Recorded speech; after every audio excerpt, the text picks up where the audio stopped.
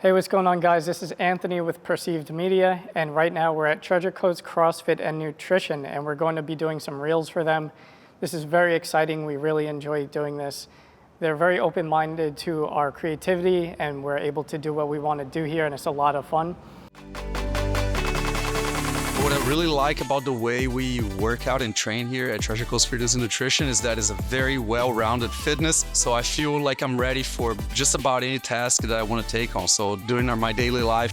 Like carrying my son, or playing pickleball, or even skateboarding with my dog. At the end of the day, I still have a lot of energy. I feel great. I feel like I'm ready for any of those tasks. So the purpose of the reels is to post on social media to get more attention to the gym, but we like to take it a step further with the questions that we ask and the style that we shoot and edit. And so it's not so much about, where this gym is, all the machines, that's just basic gym stuff. We want to show, why is this place different, right? And so think about that for all the clients that you work with. How can you add that personal touch into it?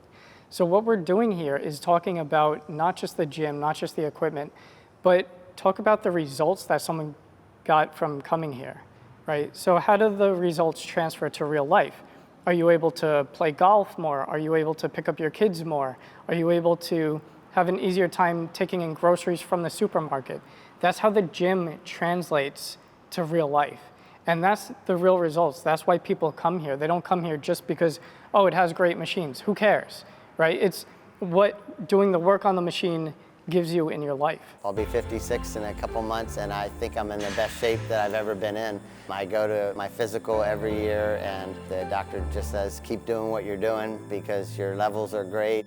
I had joined numerous gyms over the years, and it just got boring to me. I never really stuck with it, and it wasn't until I joined Treasure Coast CrossFit that I really enjoyed coming every day, and it's been over 11 years now, and I haven't gotten bored yet. We do a lot of body weight movements and core exercises, and that's really helped with my golf. I feel like I'm actually playing the best golf of my life right now. I've been playing since I was a child, and I've always had a single-digit handicap, but I'm playing the best golf that I've ever played, and I think a lot of it has to do with the fact that I'm in better condition and better shape.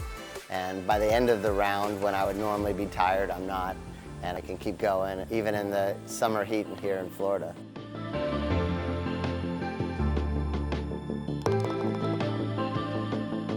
So that's basically what we're going to be hitting on, and we have a series of questions here. Part of a great shoot is really doing a lot of prep work. So we have about 15 questions here. We're interviewing 3 people today, and each interview takes about 15 minutes. So we usually allow for about a minute or so for each answer. And the way we formulate the questions isn't really the questions that we want to ask. It's more about the answers we want to hear, right? So if you want to hear someone say, man, I really love coming to this place. It changed my life. My life is so much better now. I lost a lot of weight and I feel better. What kind of questions would you have to ask to get those answers? That's what it's about. So we formulate the questions in a certain way. We ask the easier questions first because the easier questions give an easier answer. It helps break someone into the process of doing an interview. A lot of people, this is their first time on camera that we interview, and we want to make the process easy for them. So first question, what's your name? Hey, tell me your name, right? It's that simple. When did you start your fitness journey? So again, another softball question. So we're starting with easier questions, so by the time we get to the more difficult questions, the questions where we really want to hear, things that are like, what fulfillment do you get out of coming here? What joy? How does it translate to your real life, as we said earlier? They're already warmed up, they're calmed down, they're in the zone, right? So we have like this flow of the way that we ask the questions to build a story. And now we could always rearrange the answers and grab things from different questions in the editing process to make a more cohesive story, and that's okay. But there's a lot of thought that goes into it in the pre-planning that we shoot it in the way that we do. So because we're shooting this one for social media, we are actually shooting vertical. So we have our main camera set up over here. We're gonna be on a tripod. We have the Sony a7 IV. We have the Sony 70-200 2.8, and you could see that the camera is mounted vertically right now. And the way that it's mounted vertically because the collar on the 70-200 is able to rotate and we have the foot mounted on our audio recorder here. The audio recorder is a Tascam DR60 Mark II. I'm not even sure if you can still buy it. I've had this thing forever. It works great. Have an XLR cable here. And so we're recording internally on this recorder, and we're also sending the signal to the camera. So we're gonna make sure that's plugged in. I'm gonna plug it into right now. So we like to have multiple sources of audio, one in the internal recording, and then another one going from the internal recorder into the camera. So just in case if the camera's audio is screwed up, we have a backup of the recorder. If the recorder's audio gets screwed up for some reason, we have a backup of the camera, right? Simple enough. And then also, it's much easier to sync, or we might not even have to sync at all. So that's really good. And then over here, we have a shotgun microphone. And this is the Rode NTG2. We have it on a boom arm. The reason we have it like this instead of using a wireless mic is because it's a bit of a cleaner look. So we're not actually gonna see the microphone, we're just gonna hear it. That's a little bit higher level production, but also because we are interviewing 3 people, this gives us the flexibility to be able to just tell the next person to sit down, get up, sit down, get down. There's no transferring of microphones, and we will be monitoring the levels. We want this just above someone's head, not too high, just right out of frame, which is a little more difficult shooting vertically because we have so much more vertical plane than we do width. But you want it just out of frame, a little bit above their head. Usually we even kind of go like this, and then the microphone should be roughly somewhere around here. And then we have it pointing down, and we try to point it down towards their upper chest and their throat. And the reason we do that is because you get so much bass from their throat area. So we like to pick that up as well, and it just helps create better levels for us. But even if you have it pointed directly at their mouth, that's okay too. So we're gonna have someone sit on this stool right here, and they're gonna be facing me, the interviewer. I'm gonna be right across from them. The camera is slightly over here, and we have our light over here. So because of that, we're gonna be shooting on the shadow side, which gives a more cinematic look. We're going for Rembrandt lighting, which is depicted by having a triangular shaped light here and the rest of the faces in shadow. I might not have perfect Rembrandt on myself right now because when someone's actually sitting here, they're gonna be a different height than me, and so we like to just tune that for the subject who's sitting down who we're gonna be interviewing. But we will have Rembrandt. The key light that we have is an Astra Soft. It's a bicolor light, and it's white balanced at 5600 Kelvin right now. The reason we have that is because we have the gym doors in this place open to give us a bunch of ambient light, and this matches that color temperature, so we're gonna have that match. Now, the distance from the subject depends on how much contrast you want in the image. The closer the light is to the subject, the more contrast you're gonna have, and that usually also creates a softer image. But we care a little bit more about the contrast in this one than the softness because it is a soft panel specifically. It comes with the diffuser on it from the factory. So it's a great light, we really like that one. And then we have another light behind me, that's the GVM 880RS. And this one's RGB as well as bicolor. So we tuned this one to be a nice light blue, a cyan. And the reason we have that is because it's going to match the branding of this gym. So their colors are blue. So we have that as a nice little kicker over here, which is gonna be kind of accentuating the back of the hair, maybe the back of the shoulder a little bit, and the side of the face, right? So we have light over here, this side slightly in the shadow, and the blue kicker is going to illuminate over here and just give a nice look. My name is Lauren Bogan. I'm a doctor of physical therapy and a trainer here at Treasure Coast Fitness and Nutrition. Now, another thing we have here, we have a second iPad, and this iPad, we have an app called Movie Slate, and this is a really great app. We really love this app. We use this all the time.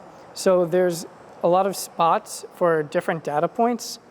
And so some of the data we have in here is Perceived Media, which is my production company. And then we have the person whose name that we're gonna be interviewing. We're gonna have their first name and last name. We're gonna have them fill it out. We don't fill that out. We give them the iPad, we tap it, we say, hey, type in your name. Okay, we have interview because it's an interview, and we just have some other information here. And this is really great because it helps us with the editing process. So if you're writing a lower third, you see the person's name in there because when we hit this, I'll hit it right now just to show you, it's going to show all the bits on screen as it's called. So it will show their name. It will speak their name, and it will have audible beeps. So just like a clapper, this thing gives us a lot of great information that we're able to relate to the editor. It makes it a more seamless process, either if we're working internally with our editor, or if the client just wanted us to shoot and then we're handing this off to a different production company to edit. We also want to be seen as professionals to that other production company, right? Like how embarrassing if your production looks like a mess and you're handing the job off to someone else. So all that's going to flash on screen and you're going to hear it, and that's going to help us sync audio if we had to as well. So I'm going to tap it right now so you can see what that's like.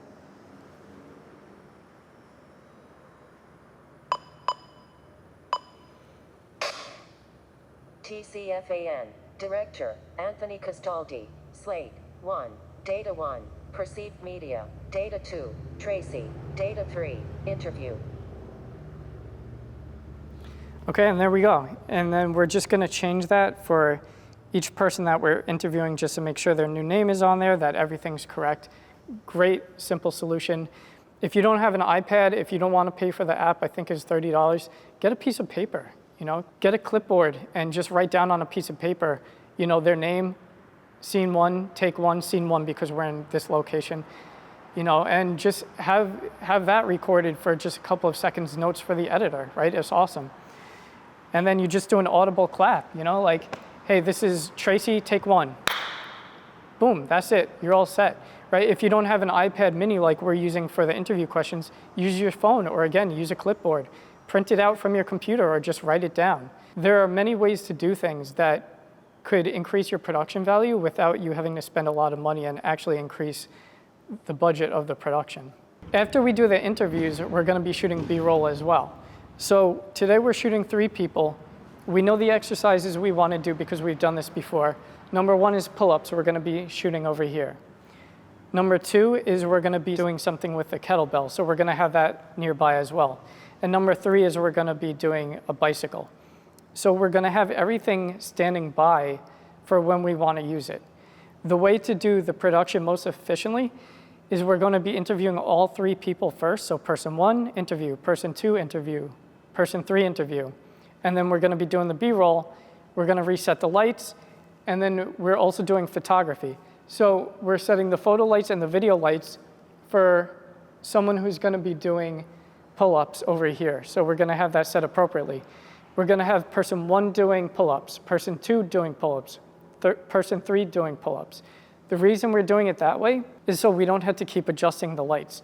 The lights are set up for pull-ups because when we change it to doing the kettlebell stuff, the light's going to be different. When we change it to the bike, the light's going to have to be different. So if we need to keep changing the lights 3 different times for 3 different people, that's 9 light changes. That's ridiculous. We're going to make it easy. We're going to change the light only 3 different times and have the people swap in and out. And it will be easy enough in editing to just sort the footage into bins by different subjects. So that's going to be okay.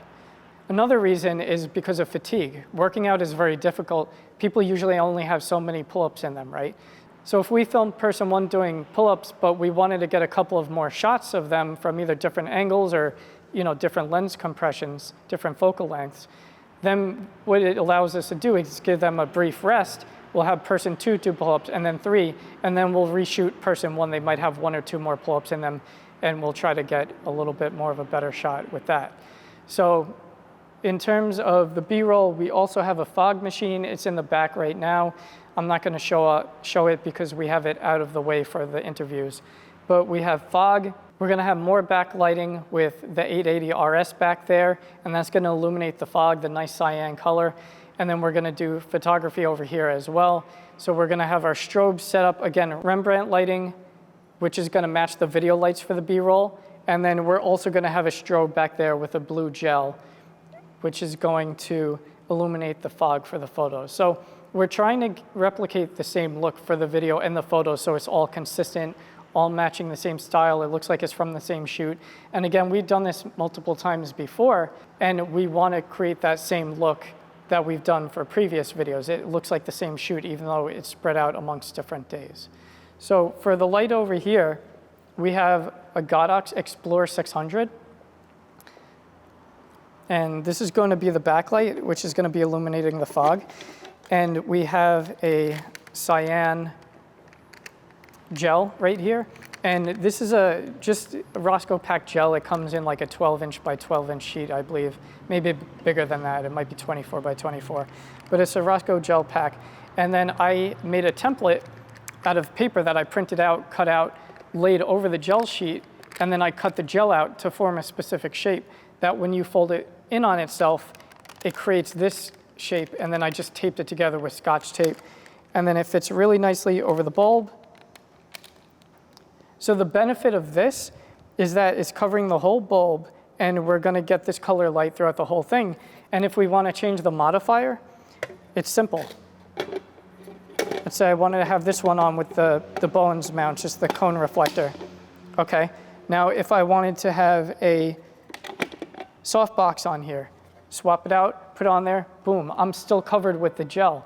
I don't need to swap the gel at all, and I don't have to worry about the different size of the gel. Normally, you'd have to tape the gel onto here, you know, the whole whatever size sheet, tape it onto there, then take it off, and then maybe put it on the softbox, and maybe your softbox is bigger than the size of the gel, so you need 2 sheets.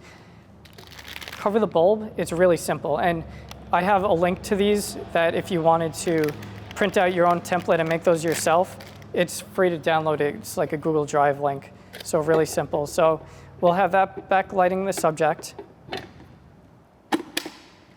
And then the other strobe we have over here is, again, the Godox XPLOR 600. And this one we have on a 36-inch Octobox and a grid. So this is going to help us get soft light, but also really directional light. And same thing, we're going to be going for the Rembrandt lighting.